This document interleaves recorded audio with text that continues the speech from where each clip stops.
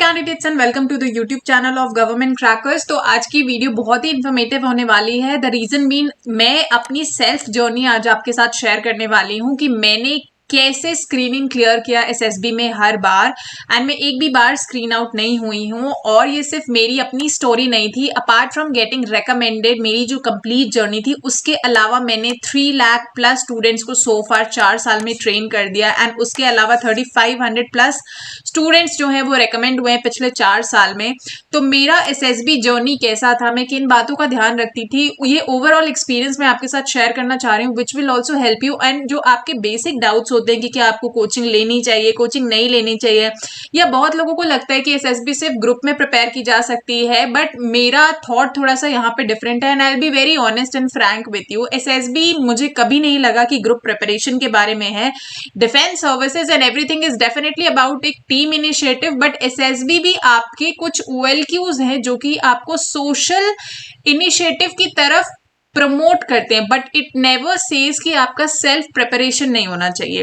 Correct, इसके बारे में आगे डिटेल में बात करेंगे, but here my only suggestion will be that कि जिस तरह से आप अपने एग्जाम्स को क्लियर करते हैं, चाहे आपने कोई रिटन एग्जामिनेशन क्लियर किया होता है या फिर आप डायरेक्ट एंट्री से आते हैं एसएसबी इंटरव्यू की शॉर्टलिस्टिंग के प्रोसेस में, I only want to say that कि please utilise your SSB opportunity. और बहुत सारे स्टूडेंट्स उसको बहुत लेट रियलाइज करते हैं, and that's the result, they are unable to make the career. So not only I got recommended, not only my students got selected, but my brother is currently also serving into Indian Navy, and successfully मैंने इसको भी बहुत अच्छे से guide करा, and he is currently serving the nation. और ये भी इसने भी 3 बार में Indian army, air force and navy तीनों में इसने रिकमेंडेशन ली थी, एंड एक बार भी स्क्रीन आउट नहीं हुआ था। तो स्क्रीन आउट की एक ट्रिक जो थी वो मुझे समझ में आ गई थी, मेरा एनालिसिस या मेरा ऑब्जर्वेशन आप कह सकते हैं, that really worked out for me every time. और ऐसा नहीं था कि मेरे अप्स एंड डाउन्स नहीं आए थे पीपीडीटी के टाइम, वो भी मैं आपके साथ आज शेयर करने वाली हूँ। तो शुरू करते हैं ओआईआर टेस्ट से और ओएलक्यू टेस्ट से। अच्छा, ओआईआर ओएलक्यू टेस्ट के मैंने यहाँ पे साइड में सिलेबस लिख दिए, क्योंकि बहुत सारे लोग जो हैं एसएससी की बुक लेके बैठ जाते हैं या लॉजिकल रीजनिंग की बुक उठा लेंगे 300 पेज 500 पेज की और सॉल्व करते रहेंगे। यार आपको टाइप ऑफ क्वेश्चंस तो ठीक है, इज अ डिफरेंट थिंग कि आपको हर टाइप के क्वेश्चंस को कवर करने जाना है, बट उससे बहुत इंपॉर्टेंट चीज जो हम ध्यान नहीं देते वो होता है टाइम मैनेजमेंट। क्वेश्चन तो हम सब सॉल्व कर लेते हैं, कोई 20 सेकंड में कर लेगा, कोई 30 सेकंड में कर लेगा, कोई 1 मिनट में लगा देता है करने में, या कोई 2 मिनट में सॉल्व कर लेगा। सॉल्व सभी कर लेंगे, आई नो ये जो क्वेश्चंस हैं these are not that really difficult, और एक छोटा बच्चा भी इन्हें सॉल्व कर लेता है। The problem only comes is जब आप एग्जामिनेशन में बैठते हो और वहां पे आपको हर क्वेश्चन को देखने के लिए ओनली 25 से 30 सेकंड मिलते हैं, and to that you can not see, आपके पास टाइम नहीं होता है इतना कि आप एक क्वेश्चन को 2 बार जाके रीड आउट कर सको। और उसमें आपको सॉल्व करने होते हैं, जैसे ओआईआर एंड ओएलक्यू में मैं आपको बताऊं, जो क्वेश्चन सॉल्व करने होते हैं वो आपको 2 टेस्ट बुकलेट्स मिलती हैं, एक आपकी ओआईआर की मिलती है, एक आपकी ओएलक्यू की मिलती है। इसमें भी आपके 50 क्वेश्चंस होते हैं, ओएलक्यू में भी आपके 50 क्वेश्चंस होते हैं, दोनों में कोई नेगेटिव मार्किंग नहीं होती है, ठीक है। तो नो नेगेटिव मार्किंग। एक ही चीज आपको बांध के रखती है, वो है टाइम, जिसमें मिलता है 15 to 17 मिनट्स का टाइम 50 क्वेश्चन सॉल्व करने के लिए। ये 50 क्वेश्चन अब इस सिलेबस में से आते हैं, जो कि आपका वर्बल होता है एंड नॉन वर्बल होता है। अब कुछ क्वेश्चंस की डिफिकल्टी लेवल डेफिनेटली थोड़े ऐसे हो सकते हैं, स्पेशली जो फिगर रिलेटेड प्रॉब्लम होती है, जहां पे हमें रीजनिंग चाहिए होती है, ये क्वेश्चंस हमेशा टाइम टेकिंग क्वेश्चंस होते हैं। बट उन क्वेश्चंस को भी जो आपको अटेम्प्ट करना होता है वो होता है 25 से 30 सेकेंड। तो ओआईआर और ओएलक्यू में क्वेश्चन पे मत जाइए, ये बहुत बुक्स लेके मत जाइए, बस आपको ये मेक श्योर करना है कि आप इस सिलेबस को पूरा कर सकें, और पूरा करने के बाद जो टाइम फ्रेम होना चाहिए वो 25 से 30 सेकंड ही होना चाहिए। ये आपको सेल्फ मॉनिटरिंग करनी पड़ेगी, यानी 20 मिनट के अंदर आप 50 क्वेश्चन सॉल्व करने बैठ जाइए, और फिर आपकी अपनी एक्यूरेसी चेक करिए। This is only all about OIR and OLQ, इसके अलावा कुछ नहीं। और जो रैंकिंग होती है, जो मार्क्स दिए जाते हैं ओआईआर में, वो आपका आउटस्टैंडिंग होता है। जब ओआईआर 1 आता है, ओआईआर 2 एक्सीलेंट आता है, 3 is above average, 4 is average and 5 is below average. तो इस तरह से आपके ओआईआर की मार्किंग होती है। अब यार बहुत सारे लोग क्वेश्चन पूछते हैं कि यार ओआईआर अच्छा नहीं हुआ तो क्या होगा, या ओआईआर में कितना मार्क्स अचीव करना होता है। So what I believe is, जब आप किसी एग्जामिनेशन को अप्रोच करने जाते हो तो ऑब्वियसली आपका होता है कि आप बेस्ट परफॉर्म करोगे, जस्ट बिकॉज आज की डेट में कंपटीशन भी इतना बढ़ गया, which is one of the facts. ठीक है, तो कंपटीशन के हिसाब से आपको तो ये सवाल पूछना ही नहीं चाहिए कि सॉल्व कितना करना चाहिए। इट शुड ऑलवेज बी आप मैक्सिमम OIR अपना बेस्ट देने की कोशिश करो। बहुत गड़बड़ हुई अगर आपने क्वेश्चन नहीं अटेम्प्ट कर पाए, because you know current situation में कुछ भी हो सकता है, उस केस में OIR 2 इसके नीचे तो आपको सोचना ही नहीं चाहिए। So out of 50 questions at least दिमाग में हो कि यार 45 के नीचे तो हम करेंगे ही नहीं हर हालत में, तो 45 तो आपका टारगेट होना चाहिए अगर आपने ज्यादा कहीं टाइम स्पेंड कर दिया ऑन द मोमेंट। अदरवाइज 50 से 50 क्वेश्चंस करो। अब 50 से 50 क्वेश्चंस करने का ये मतलब नहीं कि इसमें से आपके 25 से 30 सवाल गलत निकल रहे हो, ये मतलब भी नहीं है, ऐसा भी नहीं है। तो इसके लिए क्या करना है, आपको खाली सेल्फ प्रैक्टिस करनी है।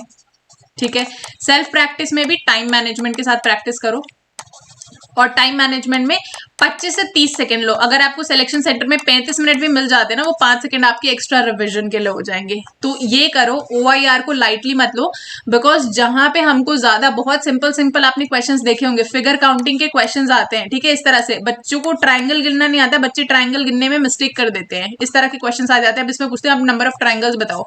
It's an quite easy question, formula लगा के आप इजीली इसको सॉल्व कर सकते हो, लेकिन जब आपके ऊपर टाइम प्रेशर होता है ना, आती हुई चीजें भी गलत हो जाती हैं।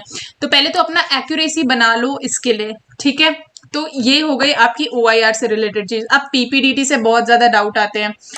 PPDT में जब आप OIR दे के निकलते हो, आपका इफेक्टिव रीजनिंग जो है, लॉजिकल रीजनिंग, वो दिमाग थोड़ा सा काम करना उस टाइम पे बंद कर देता है और इमीडिएटली आपका आ जाता है PPDT टेस्ट। अब PPDT में एक चीज हो जाती है कि पिक्चर दिखाने से पहले एक तो वो आपसे आपकी 5 मिनट तक आंखें बंद करा लेते हैं। ठीक है, now it's an again level of testing जो एक्चुअली लोगों को पता नहीं होती। लोगों को लगता है अच्छा सामने पिक्चर आएगी, 5 मिनट तक वो आपसे आंखें बंद करा लेंगे, आपकी आंखों के सामने पूरा अंधेरा होगा, और जब तक आप अपनी आंखें खोलोगे, वो आपकी जो हेजी आईज होती हैं, ठीक है, जिनसे विजिबिलिटी भी क्लियर नहीं होती है, and it's a real fact, जब आप SSB में जाओगे या जो लोग गए होंगे वो इस चीज को रिलेट कर सकते हैं। जब आप अपनी आंखें खोलते हो, जब तक आपकी आई साइट क्लियरली चीजें देख पाती है, तब तक स्क्रीन पे 30 सेकंड में आके पिक्चर चली भी जाती है। ठीक है, तो ये सबसे बड़ी प्रॉब्लम है, तो इस चीज की भी आपको घर में प्रैक्टिस करनी पड़ेगी। दूसरी चीज, जैसे ही सबसे पहले पिक्चर आती है ना, सबसे पहले पिक्चर में क्या आपको ऑब्जर्व करना चाहिए, ऑब्जर्व करो उसका बैकग्राउंड फटाफट से, ताकि एक जगह तो आप क्लियर हो ही जाओ। स्टोरी सोचो मत, जो भी स्टोरी सोच के आओ सब भूल जाओ, अभी खाली पिक्चर ऑब्जर्व करो, क्योंकि बहुत सारे बच्चे जो हैं वो प्रीज्यूम स्टोरी सोच के आते हैं या डिसाइड करके आते हैं हम तो यही स्टोरी लिखेंगे, चाहे कोई भी कैरेक्टर दिखे या कोई भी सिचुएशन दिखे, हम तो यही स्टोरी लिखेंगे। दूसरा, वो बोलते हैं कि हमेशा लाफिंग एंड पॉजिटिव पिक्चर बनानी चाहिए, भले ही स्टोरी में कोई रो रहा हो, हम पॉजिटिव पिक्चर बनाएंगे। तीसरा, एट टाइम्स ऐसा हो सकता है कभी कभी आपको आपका कैरेक्टर दिखेगा नहीं। मान लो कंप्लीट बैच है, TS के बच्चों का बैच है या लड़कों का बैच बैठा हुआ, वहां पे एक लड़की को दिखा दिया, अब हीरो किसको लेके आओगे? लड़की को हीरो बना दोगे? यूजुअली PPDT में होता है कि आप अपने स्टोरी के हीरो खुद होते हो, तो उसमें क्या होता है, कभी कभी हम आउटसाइड बाहर से भी कैरेक्टर लेके आ सकते हैं जो कि पिक्चर में नहीं मौजूद है, तो ये चीजें भी आप कर सकते हो।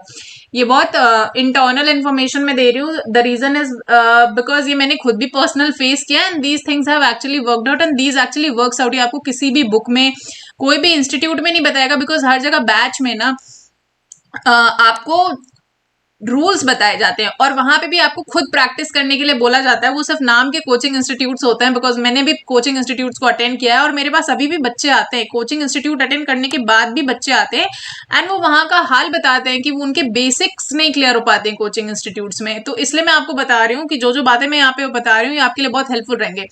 तो बैकग्राउंड ऑब्जर्व करके फटाफट से कैरेक्टर ऑब्जर्व कर लो। आपको अपना कैरेक्टर दिखता है तो ठीक है, नहीं तो आउटसाइड से एक कैरेक्टर लेके आ जाओ, लेकिन इसको अपना हमेशा के लिए ट्रिक मत बना लेना। मतलब जब रिक्वायर्ड हो तभी कैरेक्टर लेके आना। यूजुअली कैरेक्टर्स होते हैं स्टोरी में, ठीक है, ऐसा नहीं कि कैरेक्टर नहीं होगा। तो कहीं ना कहीं आप ढूंढने की कोशिश करो, आपको कैरेक्टर आपका दिख जाएगा। बट अगर इनकेस अगर सिंगल कैरेक्टर होता है कभी, और ऐसा इत्तेफाक हो जाता है, बिकॉज कभी कभी कंपटीशन में टेस्टिंग के लिए ये भी देखा जा रहा है आजकल, बहुत कॉमन हो गया, उस केस में आप आउटसाइड से कैरेक्टर ला सकते हो। जो भी कैरेक्टर लेके आओ, मेक श्योर वो आपकी एज से 5 साल बड़ा हो, इससे ज्यादा बड़ा नहीं हो, और छोटा तो 1-2 साल ही हो, इससे छोटा भी मत बना दीजिएगा। तो यूजुअली आपकी इस एज का +-5 अगर आप ऐड कर रहे हैं तो, एंड नेगेटिव में आपसे ज्यादा छोटा नहीं होना चाहिए, 1-2 साल ही छोटा होना चाहिए, जो भी आपकी करंट एंट्री है या करंट एग्जामिनेशन है। ठीक है। Now this is applicable both for girls and boys. जो लड़कियां हैं वो बाहर से गर्ल कैरेक्टर को हीरो बना सकती हैं, लड़के जो हैं वो बॉयज कैरेक्टर को हीरो बना सकते हैं। जब आपकी स्टोरी हो जाती है, अगेन स्टोरी को आपको 4 पार्ट्स में लिखना होता है। पार्ट्स मैंने हमेशा बना दी कि इंट्रोडक्शन दे दीजिए, प्रेजेंट सिचुएशन क्या है, क्यों ये सिचुएशन आई, आप क्या कर रहे हैं, कंक्लूजन एंड रिजल्ट क्या आया। ठीक है, वे फॉरवर्ड में आप ये बता सकते हैं। तो ये 5 पॉइंट्स में आप अपने स्टोरी को डिफाइन कर दीजिए। अब इसमें भी आपको मिलते हैं 30 सेकेंड्स। तो आपका जैसे मैंने बोला वो हेजी हो जाते हैं जब आपकी आईज क्लोज होती है। उसके बाद आपको मिलता है 1 मिनट आपकी स्टोरी बेसिकली सारी डिटेल्स लिखने के लिए एंड एक एक्शन, एक थीम लिखने के लिए। अब थीम आप कब लिख सकते हो, तो उसमें आपको थोड़े से करंट अफेयर्स के टॉपिक पढ़े होने चाहिए, आपको थोड़ी सोशल अवेयरनेस होनी चाहिए कि आजकल क्या चल रहा है। बहुत ज्यादा किसी गवर्नमेंट पॉलिसी से या गवर्नमेंट इनिशिएटिव से भी अगर आप रिलेट करोगे तो भी आपका सिलेक्शन नहीं होगा। तो आपको ये जो प्रॉब्लम्स लेनी है ये डेली लाइफ से रिलेटेड यूजुअली प्रॉब्लम्स होनी चाहिए, ना कि कोई पॉलिटिकल इन्फ्लेनेशन हो या कोई गवर्नमेंट स्कीम निकली हो या कोई पॉलिटिकल न्यूज रही हो या कोई बड़ी न्यूज रही हो, उससे रिलेटेड भी नहीं लेना चाहिए। ठीक है, हमेशा छोटी सिंपल लॉजिकल प्रॉब्लम लो जो डेली लाइफ में आपको या एक कॉमन मैन को आती है, वही स्टोरीज हमेशा वर्कआउट करती है। मैंने हमेशा देखा है जैसे ही आप इन प्रॉब्लम्स को लेते हो, क्योंकि ये इतनी सारी कॉमन होती है, हर सेकंड स्टूडेंट आपको ये स्टोरीज बनाता हुआ मिल जाएगा। सो वहां पे आपका इंडिविजुअलिटी रिटेन नहीं होगा। आपका इंडिविजुअलिटी तभी रिटेन होगा जब everybody will be making on social problem, social causes, but आप एक छोटी सी प्रॉब्लम यानी डेली लाइफ की प्रॉब्लम को सॉल्व कर रहे होगे, वहां पे आप ऑटोमेटिकली डिफरेंशिएट हो जाओगे। तो ये आपको स्टोरी में कोशिश करनी है। एंड अगेन यहाँ पे भी टाइम मैनेजमेंट का ही सारा गेम है। टाइम मैनेजमेंट में आप क्या कर सकते हो कि आपको स्टोरी जो 4 मिनट में लिखनी है, आप प्रैक्टिस करो कि 3.5 मिनट में लिखो, और 100 वर्ड से ज्यादा या 120 वर्ड से ज्यादा आपको स्टोरी को नहीं लिखना है। ठीक है, जब स्टोरी आप लिखते हो तो मेक श्योर कि उसमें बहुत ज्यादा कटिंग्स ना रहे। बहुत सारे बच्चे लिखते हैं तो उसमें बहुत सारी कटिंग, जैसे यूजुअली हम राइटिंग करते हैं फिर काट देते हैं। Don't do that. इससे क्या लगता है, कभी कभी साइकोलॉजिस्ट को लगता है आपने चीटिंग करी है या आपके थॉट्स क्लियर नहीं है। ये यहीं पे एक पहला बैड इंप्रेशन आ जाता है। दूसरा, जैसे मैंने बोला कि सिंपल एंड लॉजिकल प्रॉब्लम आपको बताना है, बहुत बड़े बड़े इनिशिएटिव्स एंड सोशल कॉजेस को नहीं लेके आना है। आउटसाइड कैरेक्टर के मैंने बारे में आपको ऑलरेडी कवर कर दिया।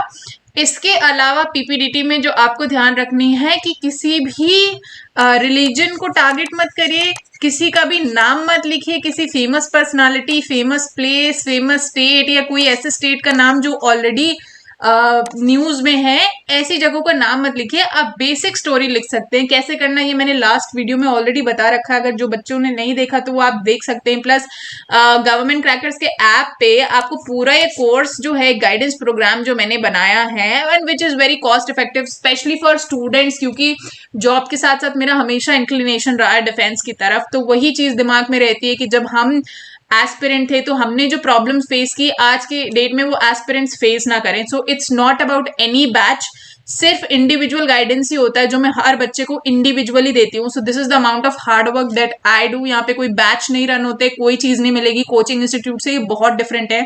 और यहाँ पे आपको लेवल वाइज आपकी टेस्टिंग मिल जाएगी और अनलिमिटेड मॉक टेस्ट मिलेगा। ठीक है, वो भी सब कुछ जो भी करंट प्राइसेस एंड डिस्काउंट्स चल रहे होंगे, बहुत अफोर्डेबल उस पर मिल जाएगा आपको सारी चीजें इन डिटेल। तो और घर बैठ के मैं हमेशा बोलूंगी प्रिपरेशन करिए। ठीक है, चाहे आपकी जो भी आपकी एसएसबी हो, मुझे हमेशा लगता है कि SSB is all about self preparation and group.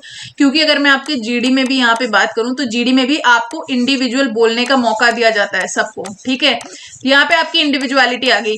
Even जब आपको ग्रुप में पॉइंट्स रखने होते हैं तो वहां पे कोई भी आपकी नहीं सुन रहा होता है, कोई आपकी मदद नहीं करता। It's all a complete fish market जिसे हम बोलते हैं। ठीक है, so nobody listens you, it's only you जो आप अपने लिए फाइट करते हैं। तो how come SSB becomes a group preparation and people wants to speak in only group? It's never, because इन लोगों को भी आपने पहले नहीं देखा होता and they even don't bother to listen you. The only thing is कि आपको खुद पे आपका पावर ऑफ एक्सप्रेशन स्ट्रांग होना चाहिए, आपका कॉन्फिडेंस लेवल आपका स्ट्रांग होना चाहिए, आपके थॉट्स क्लियर होने चाहिए। अगर ये 3 OLQs आपके अंदर हैं तो आप आराम से पीपीडीटी को क्लियर कर लेंगे। और वर्बल कम्युनिकेशन जिस पे आपको फोकस करना चाहिए, आप कितनी ही प्रैक्टिस क्यों ना कर लें, अगर ये 4 चीजें आपके पास मिसिंग है, आप पीपीडीटी अपनी लाइफ में नहीं क्लियर कर सकते हैं। एंड ग्रोइंग कंपटीशन के साथ तो बिल्कुल नहीं कर सकते। और डे वन हमेशा आपको बहुत कम अपॉर्चुनिटीज देता है, लाइक 1 मिनट, 30 सेकेंड्स, 40 सेकेंड्स, इस तरह की अपॉर्चुनिटीज आपको यहाँ पे जीडी में मिलती हैं in front of all the 3 assessors जो आपके सामने बैठते हैं। हाउएवर एक एसेसर जो आपको बिना देखे बोलता है, जो आपका साइकोलॉजिस्ट होता है, उसको आप इम्प्रेस कर सकते हो अपनी स्टोरी से। और इसलिए मैं बोलती हूँ स्टोरी हमेशा कंप्लीट करके आनी चाहिए, स्टोरी बहुत ही नीट एंड क्लीन होनी चाहिए एंड टू द पॉइंट, और बहुत ही सिंपल होना चाहिए। ऐसा नहीं है कि you are targeting something very big, क्योंकि डिफेंस में कुछ भी बड़ा टारगेट नहीं होता, आपके छोटे छोटे टारगेट्स होते हैं and then you achieve it. तो हमेशा उस पर्सपेक्टिव से सोचिए कि आपकी जॉब की रिक्वायरमेंट क्या है and how you need to sell yourself for this particular job. ठीक है, तो ये हो गया बेसिक बेसिक। अब लास्ट राउंड में आ जाते हैं, जब जीडी और नरेशन होता है ना, सबसे बड़े क्या होता है, वहां पे ग्रुप्स बन जाते हैं। ग्रुप्स बनने के बाद थोड़ा सा टाइम मिल जाता है जब तक ये ग्रुप फॉर्मेशन होता है, और क्योंकि बैचेस में इस तरह से इंडिविजुअल नरेशन होता है तो टाइम टेकिंग मिल जाता है बाकी बैचेस के लिए जिनके नंबर्स लेट आते हैं। अब जिनके नंबर्स लेट आते हैं वो बहुत सारे बच्चे गॉसिप में इमीडिएटली लग जाते हैं या बाकी काम करने लग जाते हैं, फ्रेंड्स बनाएंगे, दुनिया भर की बातें करेंगे। बट एट दैट टाइम आपको उस टाइम को, अगर you are lucky enough you will get that time, तो आपको उस टाइम को यूटिलाइज करना है अपनी स्टोरी नरेशन के लिए। एंड जितनी बार अपनी स्टोरी नरेट कर सकते हैं करते रहिए एंड मेक श्योर कि आपकी स्टोरी नरेशन कोई सुने ना, आपका अपना स्टोरी आप किसी से डिस्कस ना करें, और जो भी आपने लिखा हो उसको और आप कितने क्रिस्प वे में कोशिश करें 40 सेकेंड्स के अंदर बोलने की, या 50 सेकेंड्स के अंदर मैक्स अपनी स्टोरी कंप्लीट करने की कोशिश करिए with a proper theme covering every detail of your story, और आप कुछ मिस ना करें। और वहां पे खास बात है कि फंबल ना करें, द मोमेंट यू फंबल आपका पूरा गड़बड़ हो जाता है। ठीक है, लास्ट में मैं ये भी बताऊंगी कि फंबल करने के बाद भी how you can save your self.